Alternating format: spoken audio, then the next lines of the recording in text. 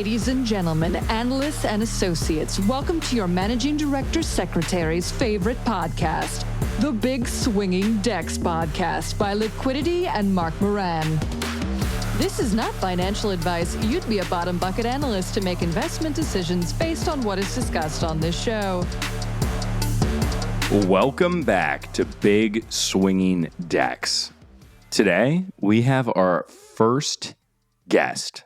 And Lit, without further ado, who is our first guest and what would you say about them?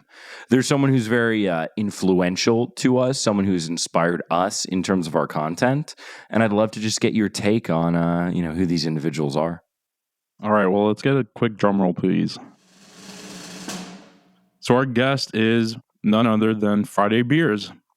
And if you guys know Friday Beers, they've taken Instagram by storm through their innovative meme format. Groundbreaking, all the accolades that come with, what they've done in the video meme format that they popularized and put the captions moving and, have some electric Vici levels and other, bangers that just pump you up and make you want to run through a brick wall. And so with us today, we have two of the co-founders of Friday Beers. So we have Jack and then we have Max. So Jack went to the illustrious institution that is known as Dartmouth College in New Hampshire. He was an English major there. And then notably, after he was done majoring in English and reading like Jane Fonda or whatever the fuck they do as English majors, he went and became a leveraged finance analyst at Deutsche Bank. In addition to Jack, we also have Max Barrett, who is Jack's brother, and he is the chief creative officer. He went to Georgetown. He was actually a finance major at Georgetown, worked in copywriting right after school, and then now he took the massive risk to take a meme page, to grow it, and to build it into a business. Without further ado, Lit, should we get into this interview? Let's fucking do it. All right, let's go.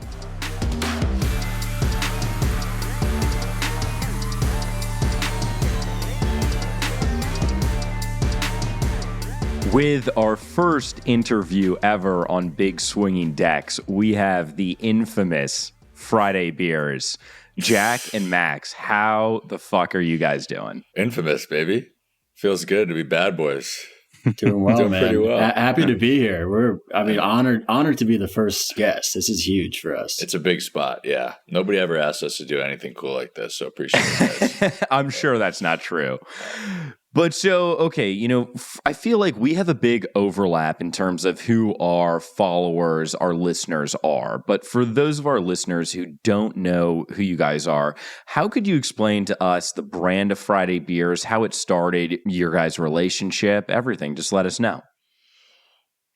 Well, I could jump into this one. I think, first of all, why we have a lot of overlap in followers is because where Max and I come from, like we're sort of from the same area. We're brothers, by the way. So a very close area, like relatively like same household, if you will. Yeah. For a long time. Okay. So we could start with the relationship then. Yeah. So it started a couple decades ago. We've known each other for 30 years, literally. And we used to live together. But we're from Greenwich, Connecticut, which is I've heard of it. For a lot of That's people. That's where Bart P. Fucks is from, right? Exactly. Correct. Yeah. A lot of people who are following Liquidity and probably listen to this podcast and have a connection to the financial world probably know where that is. But I think a lot of like the humor and things that we talk about on Friday Beers originate from this like lifestyle of like you work hard during the weeks and you try to play hard on the weekends. And that definitely has informed like why we write about this and why we make content about Friday, like in this Friday Beers voice, because that's like the world that we know and where we come from very well. And so you say this Friday Beers voice, like how did this voice originate? What was like the impetus to start this? And then what led you here doing this full time, quitting your jobs? Jack, I know that you had worked in finance previously. Max, you were a finance major in college. So like what led us here? Worst finance major of all time. I think I take the cake on that one. and worst, actually best bottom bucket analyst of all time. Where I started out at the Deutsche Bank Leverage Finance Group. Legendary. Crushing doing what I used to describe as adults arts and crafts, making pitch decks. I did like going on the road shows though. I go on the like high yield road shows, and you just be the guy who'd go around and get beers for everybody after they finished all the presentations. That was a good job. Well, Friday Beers started because Max and I had like always wanted to write, or always have been like writing comedy together. Like even after me working in finance, Max was working as an advertising copywriter. I was working at a media production company, and we would sort of team up like on the weekends and at nights to like write sketches, write ideas for features, write episodic comedies that we just like had a good time doing. And we sort of decided at the end of, was it 2019, to come together and like sort of take all these things that we were writing about, put them into an Instagram account. And our jokes are really just all about like the characters that you go out and drink with on the weekends and you hang out with. So we infused that into what we would call the meme format. And Friday Beers sort of began in its infancy. So question, just me being a memer myself, I feel like I had seen some type of video meme formats before, but really when you guys came on the scene, and I'll say I was like a VC in your guys' page. I was there probably in the first 30,000 followers. I was like, all right, got on my radar early, and I loved the format. Like, how did that format come about with like the text moving and the music like that? I think that's pretty unique, and it's I've taken some. Obviously, I've credited you guys whenever I can, but it's like it's everywhere now. I think it was a combination of a few things. So before we started Friday Beers, Jack and I had a sketch comedy group. Shout out 20 something comedy. OGs will know. Yeah, respective OGs will know. Who know it. Yeah. So we've been writing kind of long form sketches and trying to get them to work on Instagram to pretty middling success. And we kind of came to a realization that just for Instagram, like the attention span is so short that you need to be able to like capture someone's attention and like retain their attention like at all moments throughout a video. And when you're doing longer form sketch comedy, it's hard to really keep someone interested. But we stood by our humor, and we're thinking like, what is a different medium to be able to tell our jokes and write about these characters. And I had a lot of experience from my ad days editing like sizzle reels and like short little like spec ads. So I was pretty familiar with like how to create entertaining like 30-second, minute-long videos with that were a combination of like found footage, and you could tell a story just using found footage and music and creating like fun little pieces of content, minute-long content. And we had seen people like we're pretty familiar with like the meme world and like how people use text to recontextualize certain things. So we kind of just started experimenting with, creating sketch comedy using found footage and digging into like our encyclopedia. The one thing we are good at is we can reference movies and TV shows pretty well. So just piecing together different scenes and moments from, like sports moments or viral clips, and trying to create storylines that way. And they, if you go back to like the original days, they're pretty basic, and it sort of evolved as we realized that you can actually tell like a pretty robust story in 60 seconds if you're using clips and transitions and text economically. And so that was kind of how the Friday Beers format became what it is today. Just like a combination of these different skill sets that all like came together to create these videos. Are you guys like you have an encyclopedia in your brain on like calling back all these classics? Like, do you guys just binge all these comedies back in the day? I mean, like that's my favorite comedy or favorite genre rather to to watch. So a lot of it resonates to me because I grew up watching a lot of the clips that you reference. Yeah, for you, that and hentai porn, we know are your two top favorite categories. Well, we're not supposed to disclose who Lit is. Okay, Jack, relax. I mean, we'll make him pretty ezy to identify. But God damn. Yeah. Unbelievable. That's ours too. Like, yeah, guys, I work in Nomura, so people, way to throw them off the scent. People have accused us of having like no personalities, and it's a fair accusation other than the TV shows and movies that we watch. So Max and I like the same couple of movies and TV shows. We sort of speak to each other in movie quotes. In absence of being able to formulate an original thought, you can just like rip a line from Austin Powers and like, hey, that's my personality now. Yeah. So that is a hugely part of like what Friday Beers draws from is like the nostalgia for these like movies and TV shows that we love. Max and I have like basically a canon of like what we consider to be the 100 greatest shows, movies, episodes you need to watch. And almost every night before we fall asleep, we're usually binging like The Office or Arrested or Sunny.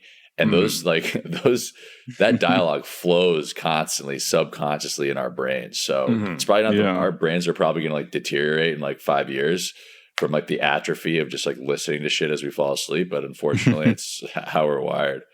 I think everyone on this podcast's brains will deteriorate in 5 years at the rate we're going. Every single conversation I have, I like reference some obscure meme, like, you know, like Spider-Man pointing at themselves or some like random thing like, dude, what the fuck are you talking about? And I'm like, oh, sorry. It's a viral meme right now. It's, you know, it's going on Twitter and so, well, it's a medium of communication, right? Like that's the beauty of a meme. Like that's how you've been so successful, and that's how you guys have been so successful with Friday Beers. And I think one of the things that sticks out the most to me is that you have been called kind of the Zodiacs of for men, Zodiac Signs for men. How do you feel about that? Zodiac Killer for men. Shout out Ted Cruz. It's an honor. Yeah, watch out for Ted Cruz. He's in Cancun right now. It's a great thing to be called. If that is what we can be known for, like we'll hang our hat on it. Like all these characters that we make in Friday Beers are people that we have hung out with and we know, and you probably know if you're listening to this podcast. And that is like kind of the goal of our account is for you to look at it and like see like, oh my God, like that kind of reflects my persona, that reflects my friend group's persona. And we're pretty good at, you know, being that zodiac sign or being those horoscopes for guys. Like, you know, you look at our page and you're like, yeah, I might have been a bit of a late night specialist last weekend. And that's a proud genre to be experts in. I feel like. And I think what we realized as you know these characters kind of they were adopted by like friend groups across the country, even like across the world, is just how like kind of universal and like simple and basic like male group friend dynamics are. It's like we're all the same. Yeah, it's like because the characters aren't. People ask us, you know, who are they based specifically on one person? And the answer is they're archetypes of kind of like a bunch of people, but then they end up so that mold ends up fitting, you know, whoever's in your friend group. So there's this like sense of relatability that exists for everyone. Yeah, there's more truth to this than there are to zodiac signs. We'll probably get, you know, canceled by the you know, Zodiac. Yeah, it's like you know, some girl crashes her like, you know, Toyota Corolla and it's like, sorry, like I'm a Virgo, and it's like, no, you're just a bad driver, you know. I'm a Virgo and I'm a Virgo driver, too. That's why I use that. You can't offend me. The one thing that like sticks out to me about your account is that it's so relatable, but it's also kind of like, you know, for us, like we're more of like a niche, like Wall Street finance type account, right? Like you guys really target kind of this common man type sentiment. And I think that you guys do a great job of like really looking at it from a male perspective and like bringing up certain like kind of aspects of mental health that I think like guys normally don't talk about. And, you know, I think that's something that like you guys have come to realize. And so we just did a podcast on mental health, but what are your kind of perspectives on that? And like, I feel that you've realized that you have this audience, you have this voice, and that there's a lot of good that you guys can kind of, you know, affect change with. Depression rules, dude. Everybody should be depressed. And yeah, people have said this to us about Friday beers. I don't think it was like the intention going in, but yeah, Max and I are just sort of like naturally, I think, self-effacing people. And the way we grew up, it's interesting because we did come from Greenwich, but like I wouldn't call us alpha males, or I wouldn't say like we were naturally inclined to like be big swinging decks, to use the use the name of the pod. Like we always saw people who can be like self-deprecating, like make fun of themselves first and be really honest about what they're going through, or like the people we related to the most. Yeah. A lot of Friday Beers humor, I think, comes from, we said it out loud. It's like, guys, like nobody knows what the fuck we're doing in life. Like we're all looking forward to like getting bombed on the weekends. Like we all miss our ex-girlfriends. Yeah. Like to some extent, not me anymore because I'm married. I haven't thought about her in years. Not me. But those public acknowledgments that like it's okay to like be vulnerable and sort of enjoy the ups and downs and learning how to go through life. I don't want to get too heady about it, but that is a big part of the Friday Beers humor. Yeah. And I think it's been a cool thing to see people latch onto that and say like, okay, like let's not all pretend to be fucking tough guys and not talk about our feelings. Like let's be okay normalizing male emotion and vulnerability, which is a cool thing to do. Yeah. I mean, I think it's so funny too, because it's like, you know, like as men, like we don't really know how, like we can go watch a football game for like 5 hours and like not say a word with like other guys, but like we don't know actually how to talk about our emotions. And like oftentimes that comes through memes. And it's like, you know, like I got two guys who like I used to work with who they're going to know exactly who they are when they're hearing this. Who it's like, we'll only send each other Friday Beers memes. And it's just like us communicating our emotions to each other. And like, that's the beauty of a meme. That's the beauty of this whole thing. But it's like this idea that it's like, you know, like, look, like I think like everyone is raised with this idea of like masculinity and like what you should be. And it's like, you know, we're all like close to 30 and like not clearly not perfect. We have podcasts and, you know, that's what we're and meme pages. So like, I can only imagine your conversation with your parents explaining what you want to do, just like ours was, you know, crazy. But it's something that like being able to like publicly be out there and be vulnerable, like it's something that I think brings a lot of power to other people. And so I know, Jack, for you, like you've had a lot of experiences being vulnerable and kind of learning at the bottom of the totem pole at Deutsche Bank, right? Any I was never there? vulnerable, dude. I was never vulnerable. Yeah. Fucking stone cold analyst, dude. I had an offer from 4 mega funds after 8 months on the job as an analyst. I'm a fucking alpha. Partner track at Did you just whip it out instead of your resume, or how'd you get that? Partner track at Apollo by the time I was 29. I had a house in Amagansett by the time I was 31. No, that was actually some of the most formative experiences. Yeah. That is a dream, dude. You know, I heard a story one time, you know, just like through the grapevine that you were pretty good at putting together kind of these very like comedic PowerPoint presentations. And there was an incident one time for a group Christmas party. Any color there? That was my greatest achievement as an analyst. And I will say, like, when I worked at Deutsche Bank in the leverage finance group, I worked there for like 2+ years. Even though I hated the job, wasn't passionate about it, like working in that environment was so formative. Like, you learn so much. They're great characters in banking too. Like everybody, oh my God, can be made a cartoon of.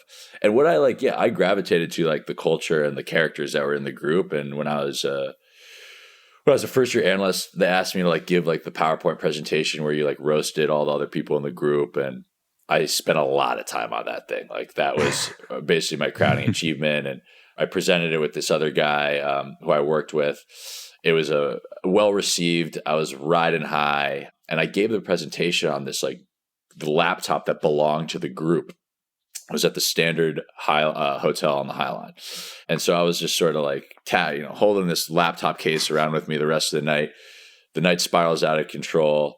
We go to the bar formerly across the street from the High Line. It's called Hogs and Heifers. For all the OG New York folks, they may have gone there, had, bras. It was like a biker bar, bras and panties hanging from the ceiling. Yep. Yeah.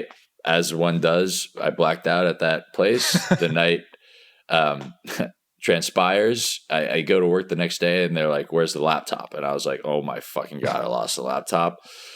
They're really nervous because they're like, "Oh, we're going to take the payment for the laptop out of your bonus or your paycheck, whatever." But they're really nervous because they think that somebody's going to find this laptop and like leak this scandalous presentation, like roasting the people of Lev Fin to Deal Breaker or whatever, the New York Post.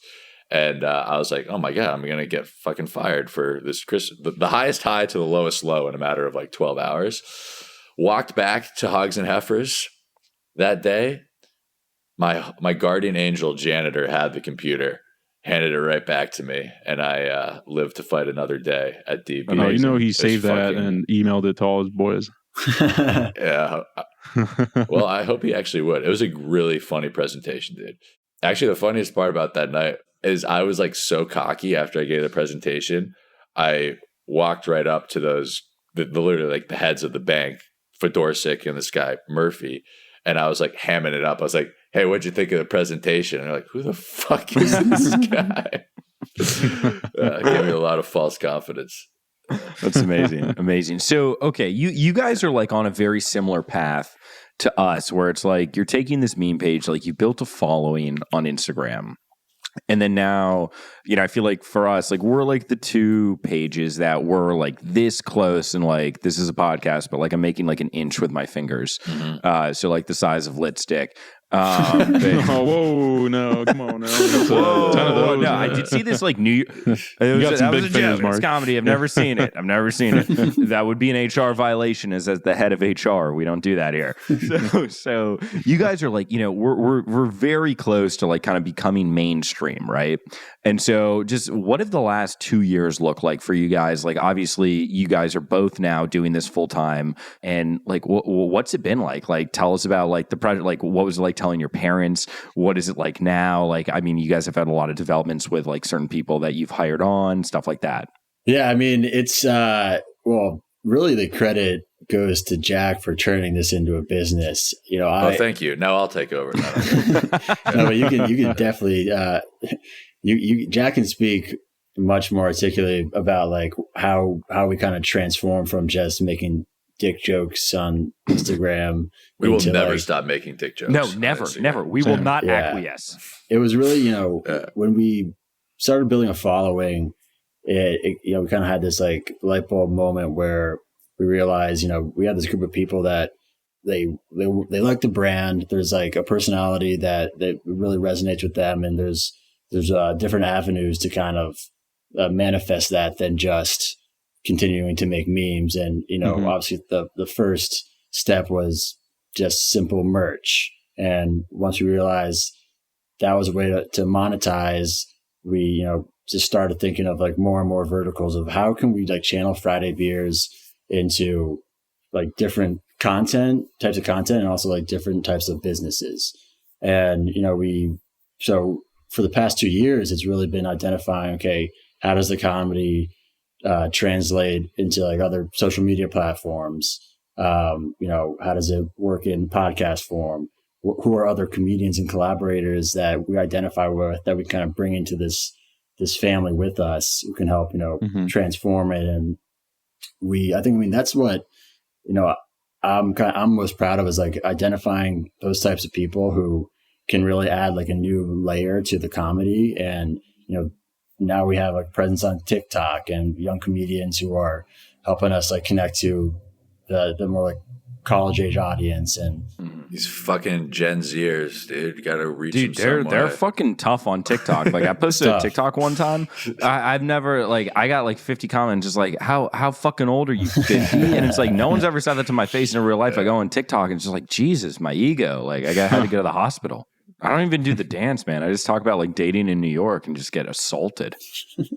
As you put yourself out there, though, Mark. Proud of you. You got to be put yourself out. I learned from you guys, right? Yeah. Like you know, but also it's like you know, vulnerability is cool. Vulnerability is cool. That's the takeaway from this. But it's an interesting thing, right? Because it's like I'm sure when you guys were like to your parents, like, "Yo, we're gonna go take an Instagram meme page and we're gonna make a business off it." Like, what was that conversation like?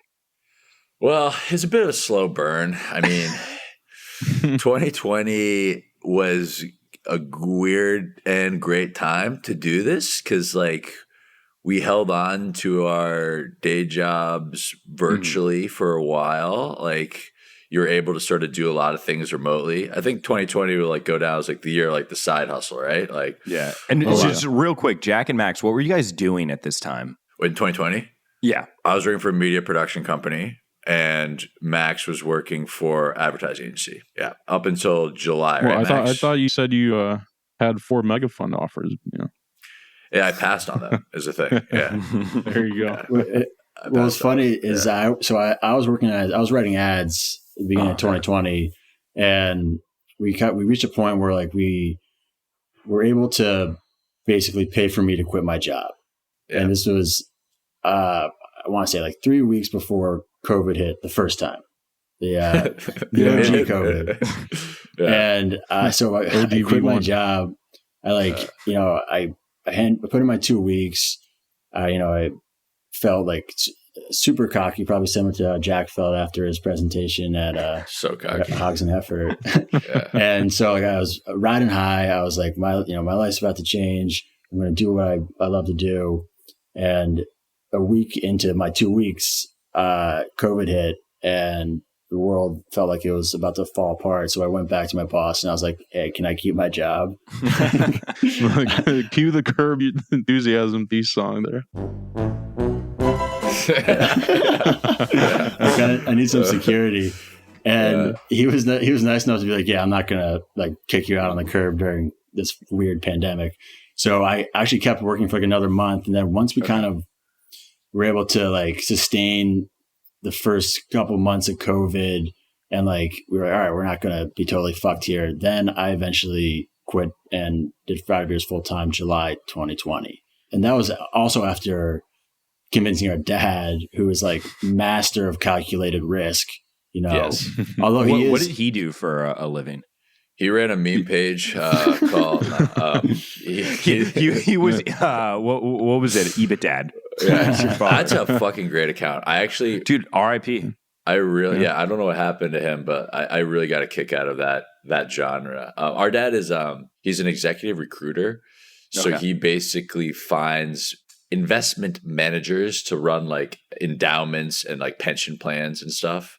He'll find like the CIO of Stanford endowment or whatever. Yeah, nice. He's really good at his job too. Being in Greenwich, it's like the perfect place then. Yeah, so you just go to the golf course. Boom, feeding ground. Yeah. He's David. Shout out David Barrett Partners. Give him a free promo on the advertising. We won't even charge. If your $20 billion pension plan is looking to hire someone to be their investment manager, hire David Barrett Partners. Does he have an Instagram that you could shout out? D Barrett 95, right? He comments a lot on our posts. You'll see him lurking around. Yeah. Well, it's interesting that you don't follow him. There's only one individual that you follow, and that has changed recently. Can you give any color into that? It's pretty simple. Dua Lipa, we used to follow, blocked us because Max was bullying allegedly ex-boyfriend Anwar Hadid. There was a post that they were like kissing, and Max commented like, "Who's the Make-A-Wish kid?" And that got us blocked by Dua. And then we chose to find someone who's much more dynamic, talented, beautiful, charismatic than she is. And Haley Steinfeld. Understandable. Yeah. How'd you land on her though? There's was there like an RFP process where you're we need to find like you thought it should have been Zendaya, huh? Yeah, you wanted Zendaya, huh? Yeah, or a little Camila Cabello, Max is expert at choosing these targets. we polled our audience. We got some suggestions. There are a lot of like Madison Beer because of her last name. Yeah. Zendaya was a popular choice, but there's a bit of a backstory with Haley that I don't know if I can really talk about it because you can. Anything's legal on this podcast as a lawyer. It's except financial advice. I'm trying to think. Please don't take our financial advice. Don't do that. Trying to think of a way to tell the story without mentioning names or just clearly referencing people who you will know. But I'll describe it this way. I had a celebrity. Humble brag. I had a celebrity friend. Nice. And we were sitting around like 3 years ago, and we were trying to get him to become one of these celebrity couples, like the Brangelinas or whatever. And we're like, who would be great for you to couple up with? And we were on a big Haley Steinfeld kick back then, listening to a lot of her music. Who wasn't back then, And so we were like, dude, like you should slide into Haley's DMs and try to wife her up. So he did, and nothing happened. She didn't respond. And then like several months later, he had a big moment and she finally responded to my friend, but it was too late because he had already found a girlfriend. So we were always like, fuck, dude, like what could have been? We could have had it. Like, Haley could have been a part of our crew. And so when Dua blocked us, he hit me up. He was like, dude, this is your moment. You got Haley still around. Like you come full circle here, from back to when we were DMing her like at my house 2 years ago. So we're like, yeah, Haley seems like a good fit, multi-talented. She's single, which is a big prerequisite. So that was, and things have gone well. We're going steady. I think she knows who we are. We might go to Chili's with her. GBD. Oh, nice. I was thinking more TGI Fridays for you guys. No. We don't fuck with TGI Fridays. We do not. Just let me know when you take her to Cheesecake Factory. Then it's real. Oh, that's real. Yeah. I'm taking one of our followers to Cheesecake Factory. All right, you can expense it. I'll approve that. Amazing. Thank you so much for that. No problem. So, this is a financial podcast, so we're going to have to ask you a little bit of... Thank you for bringing it back to reality. Yeah. Peep under the hood, if you will, right? We're not under NDA, but let's see what we can get from the teaser. Do you guys have anything in terms of, funding, or like, are you guys bootstrapping this right now? Care to disclose anything on revenue? I mean, I'm going to prod, and I know you're not going to answer any of this, but might as well for the listeners out there, or the shareholders. As Bain Capital's newest scout. I would just say, I'm going to dig into my financial jargon playbook here. If you're initiating coverage on Friday Beers, that's going to be a strong buy on that. Strong buy rating. Overweight. Yeah, it's extremely overweight. Yeah. We actually have a few big things that we're announcing. We've been really? What might one of them be? One of them is a highly confidential joint venture. Just tell us. Highly confidential joint venture with Litquidity Capital that we're working on some very, I would just call proprietary, highly leveraged but proprietary projects behind the scenes. Hopefully there'll be some content and exciting initiatives to roll out in the next few months as we can get this thing off the ground. That's big. I can be a little bit more revealing about where we are. We have been bootstrapping this for a long time. Mm-hmm. We just did raise a bit of money to kind of fund all of our ambitions, as Max said, like different types of content and pods and hiring funny comedians to make sketches with, TikToks with, and that is gonna, I think, be more publicly disclosed, hopefully in the press, if we can get somebody to notice us in the next few weeks. And yeah, I got a few people at the Richmond Times-Dispatch. If you ever need get in the DMs, baby. That's basically, that money is going to enable us to make a lot more content than just social media content for Instagram. And so, what type of content do you think you'll be expanding into, Jack? Podcasts, big. Oh. When's the podcast coming out? We have Friday Beers podcast coming out within the next 2-3 weeks. Exclusive announcement right now on Liquidity. We have a Friday Beers podcast. Breaking news. Next 3 weeks. Star-studded cast of guests. We're going to be doing, so Max hit on earlier about more film sketch content is so important, we feel like. And he's got a really good knack of finding rising talents on TikTok and other social media that we're sort OnlyFans? Max, are you good at scouting OnlyFans as well? Because we're raising money at Liquidity, but that's just for my OnlyFans subscriptions. Yeah, it's mostly OnlyFans. I'm scouting talent. I do a few Craigslist postings, but that's about it. Is that still a thing? I didn't know if that I haven't had success on it recently. It's all the hot comedians. Really? You go miss connections on Craigslist every time. Yeah, I'm a misconnections guy. Yeah. So we got And honestly, like the way the algorithms work, like it is demanding like more personality on all these on all these platforms. So like Instagram is like pushing reels that are like TikToks, and TikToks are obviously very like personality based. So we're gonna do a lot more sketch, a lot more podcast, audio and video, and a lot more like longer form stuff too. We have a couple series that we just launched on YouTube. One called How Many Beers. Another one called Rusty Ranks. We're working with a guy named Rusty Featherstone who's got a big TikTok following. Oh, yeah. I've seen him. Drinks 12 beers and rates them. Yeah, they're all projects that you'll see across all of our channels. And we're going to continue to keep piping a lot of new stuff into our feeds and all the feeds that we work with. Amazing. So in terms of like I think, as ex-finance guys, we could probably term this a joint venture.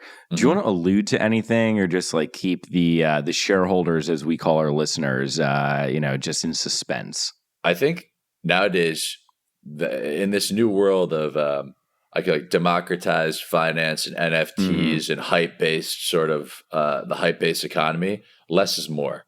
And we want to tease that there's going to be some big thing. There'll be some big things coming. But as you can imagine, the powers that be between the greatest Fin meme account in the world and the greatest Fringe Guy account in the world, Friday Beers, coming together we're going to create some quality content, however that manifests over the next couple months. I think it's safe to say we're going to fuck some shit up. We'll do some good work together. That is Mark's favorite phrase. We're going to fuck some shit up.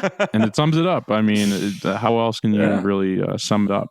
Well, you did touch upon NFTs right now. I mean, I wasn't even going to go there, but since it's mentioned, have you ever thought about launching like 10,000 like beer colored NFTs with, different little things, or your Fringe guys versus, all the other characters that you have in your ecosystem, Glue Guy, everyone else? I mean, I think that could crush it.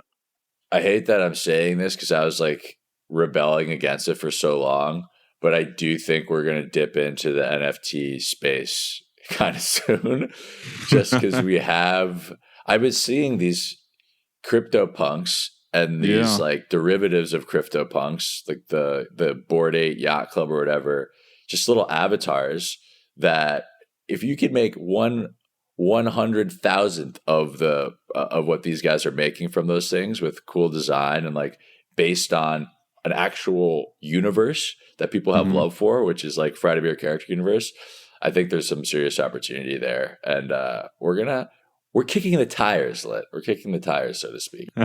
I was never in the weeds guy. I like to fly high level executive 30,000 foot view. Yeah, that's my style. Who's the primary audience for your guys' exec sum? There's got to be like a lot of like big swinging dicks, like to borrow the term, like sitting in PE firms and hedge funds and shit who are reading exec sum every morning. That's got to feel pretty good. Yeah, I think it's good. We've done surveys, and there's definitely people up the ranks there. There's people, I'd say the vast majority are just like the 25 to 34 year olds, 18 to 24, like, in that, like, just starting out to like mid level. But then you also have like the aspirational college kids who are reading it to stay on top of the news and be like, hey, I got to read this to sort of stay on top of what actual professionals are reading. So we do wrap it up with some memes, just to keep it light. Unfortunately, it's hard to incorporate your stuff because email is hard to embed a video and just like have a minute long clip. But hey, if you got some of those captions with a static image, send it our way and we'll send it through the meme cleanser committee. Well, with our JV coming, you never know. All part of the JV. Yeah. But I think, Jack, like, the funniest thing to me is that, like, I think a lot of people, like, I'm sure similar to you guys, like, thought I was crazy to like leave banking, and now I see them following me on Instagram and like looking at my story. Who thinks you're crazy for doing that? Just, I'm sure a few people do. I think they're jealous. First of all, most people should leave banking at some point, unless they're a very specific type of personality. And I think, more and more people are kind of doing it. I've actually wondered, like, you guys are closer to the industry than I haven't worked in banking since 2003 2013 or something, 2014. But I'm 31 years old. I'll be 32 in 3 weeks. But in this like remote working environment and like people seeing like other people making a lot of money in their side hustles, like, is there some has there been a lot of deterioration in interest in banking jobs like that? Like, I would just think there's like tons of fucking bloodshed and people leaving the ranks. Yeah, it's hard to really like tell just because we've actually churned from banking because of that, right? And I think it's just hard to ignore these days when you're seeing people. There was an influencer that's like selling farts locked up in jars for $200K, but she had a health issue because she was eating so many beans that and protein to fart in the jars. So now she's moving to NFTs. Yeah. So then NFTs, right? Like then people. Hopefully she's okay. People are making money on NFTs. You're making money on crypto, shit coins, like every single thing. And people are like, why the fuck am I like? Yeah, why am I restricted from trading any of this stuff at my desk?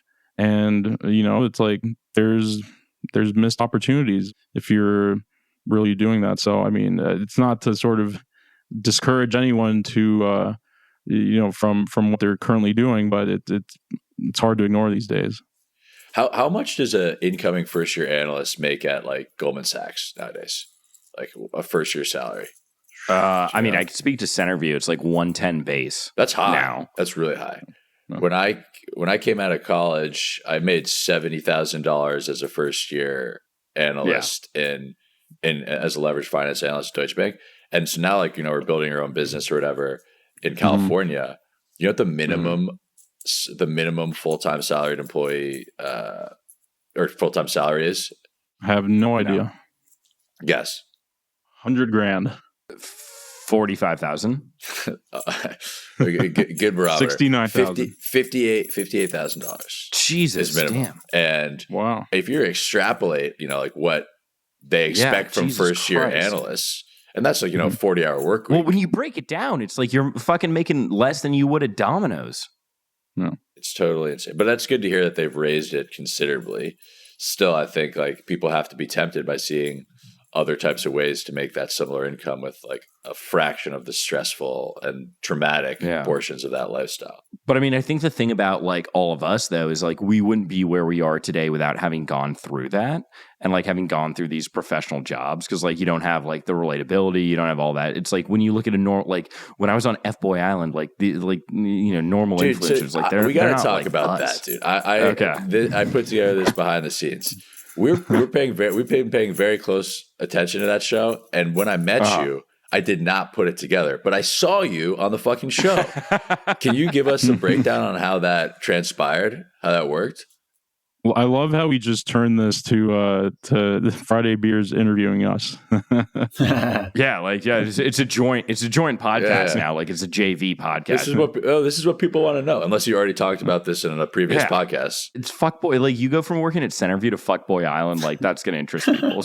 Yeah. What happened? So you were working at Centerview, I was working at Centerview, dude. I was single for a few months and like it was on Hinge and like a match with this chick. You broke after a few months. You got that desperate that you needed to go on FBoy Island? No, I mean, dude, it was like fucking outdoor dining. Like it was like I'm going freezing my toes off, and I'm like, fuck this. Yeah. And so then I was like, this chick hits me up, and I'm like, yeah, fuck it. Like, I like negotiated my contract and stuff, and it was like, I found out it was a parody of a dating show, like it wasn't real. Right. And I was like, yeah, like I think I'm funny, so I'll go do it. Here I am now. Who could have thought? Wait, like, so it's been a while. You left here. Centerview to go do that show.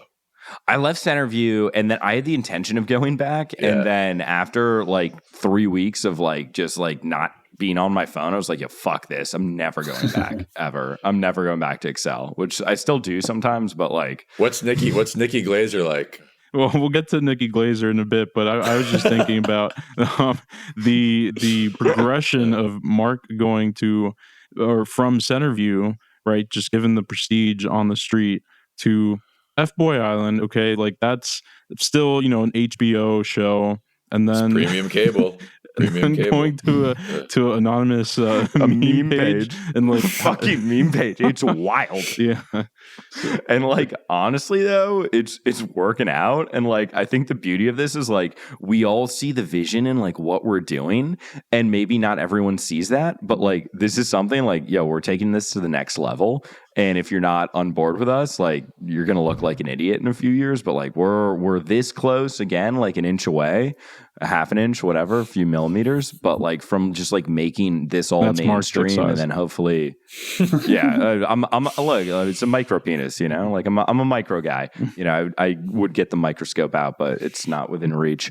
But you know, we're this close to like taking this like crazy concept that if you describe it to your parents, it's just you sound like a lunatic, like absolutely an insane person, but like we're close to making it mainstream, and like that's why I love you guys. You definitely sound like a lunatic if you talk to your parents about it, but like Max, Max and I know this well. It's like the attention share and mind share of like most people our age, our generation, like our contemporaries is taken up by like watching your fucking social media feeds.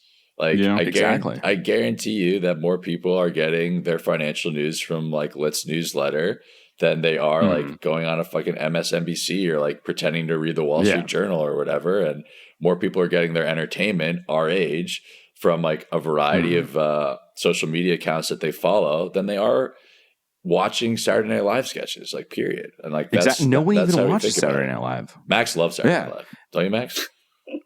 Huge Pete Davis. I think, he's hilarious. Fan. No, SNL is so antiquated and not funny now. I haven't watched SNL since like the late 90s, to be honest. Yeah, and it's like the game has totally changed with this, and like I think it's something that like everyone who's probably listening to this understands that.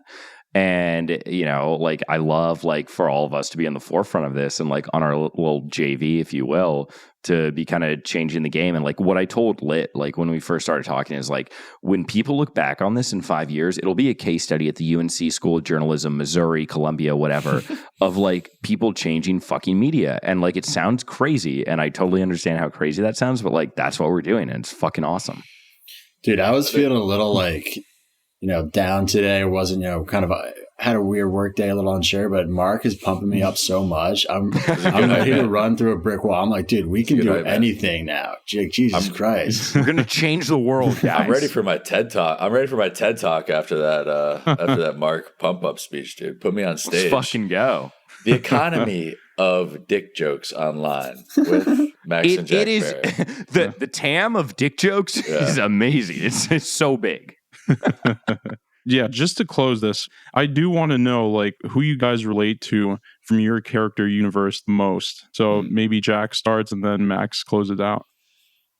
It's funny because when I was so I got married in September, and my dad. Oh, congrats! Thank you very much. I thought you were just like a total disaster of a human being. Wow, I'm very impressed. Okay, that gives me hope. That's all for show, dude. Okay, fair enough. Fair enough. Shout out my wife Olivia.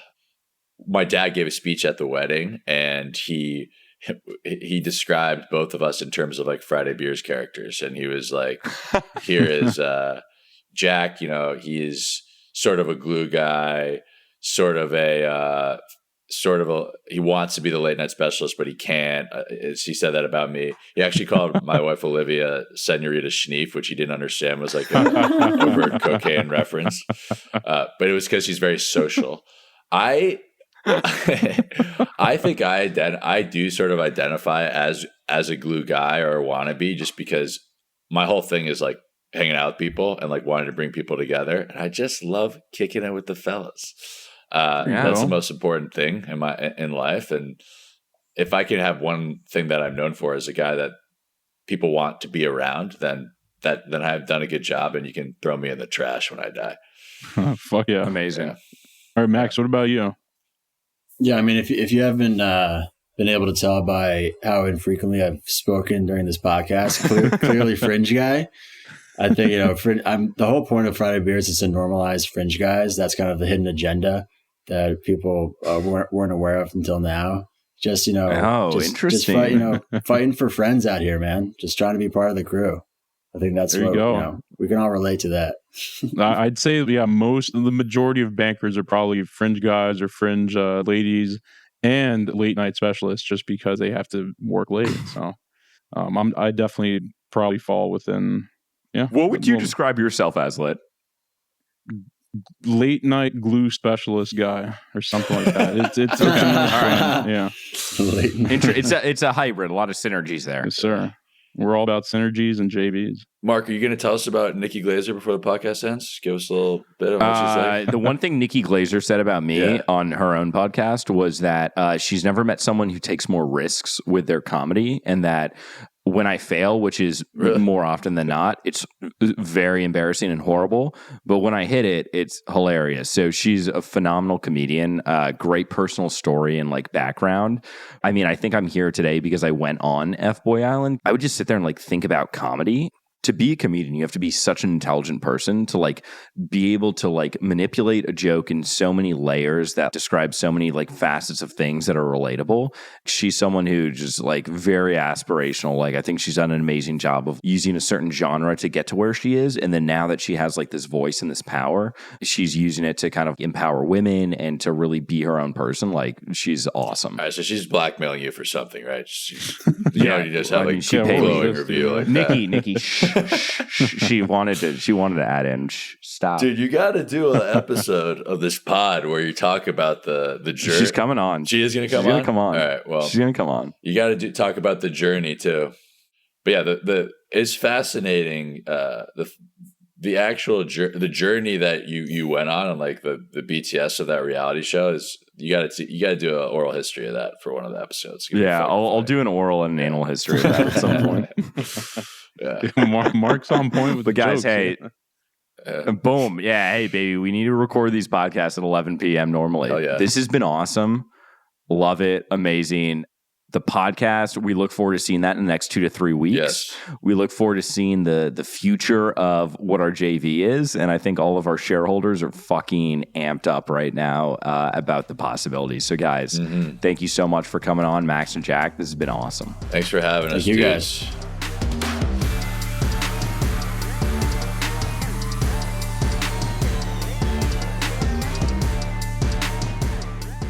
So lit. Now we have flipped the page to page 69. And I want to ask you a question for our appendix.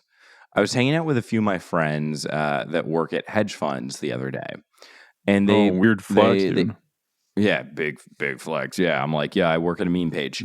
And they posited the question that would you rather be Bill Hwang? So for those of our shareholders who don't know who Bill Hwang is, so he was the trader who this guy, like, he's basically like come from nothing. He's turned a few dollars into 200 million, then he turned that into 20 billion.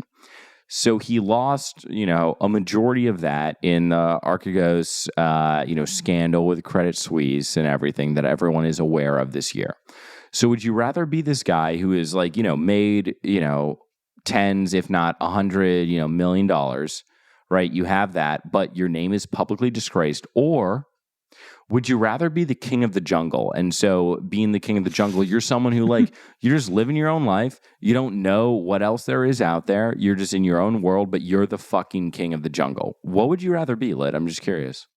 This is pretty easy. Okay, I'd be Bill Hwang and then go buy up all the jungles. Interesting. Like a little roll-up strategy. But like the thing is, though, like if you're the king of the jungle, you're not going to understand like who Bill Hwang is or like, what the fuck Credit Suisse is. Like, what, how would you do? Because like for me, I'd rather be the king of the jungle. Why? I mean, like, if you're Bill Hwang and you can like buy up all the jungles, okay, you can have like all the fruits, you can have all the animals, and I mean, you can be the king of the jungle. You can buy out the king with all the money. Okay, that's like, probably like $100. Like all I know is my jungle. If I'm the king, like I'm just walking around in my loincloth, like with like my tigers and like monkeys and stuff. I'm just chilling, having a good time. Like I don't know like what New York is, what finance is, or anything. Like I'm just the king of like my little sphere, and I don't have Instagram. Yeah, but like what good is that if you don't know like how to unlever or relever beta? But I mean, I think sometimes like ignorance is bliss, right? Like maybe I don't want to know how to like unlever or relever beta. Like honestly, like not God's that I work, actually dude. know how to do that now. Yeah, I mean, it is, technically your favorite term, like God's work, but like I thought that was a very interesting question. So then what did your friend say? So they took your approach. They like all the two hedge fund guys, like they agreed that they want to be Bill Hwang, and then one other guy who works in private equity, he said he wanted to be king of the jungle. Interesting. Well, yeah, no, yeah, I think they're right. I think they're right. The hedge fund guys. Both the hedge fund. Okay, well, I think the private equity guys are right. Okay. Well, I mean, I don't know. Maybe like we'll submit a poll to our shareholders. Like, would you rather be Bill Hwang or King of the Jungle? Like some disgraced multimillionaire or the fucking King of the Jungle? And like, dude, I'd rather walk around with my loincloth, To each their own. To each their own.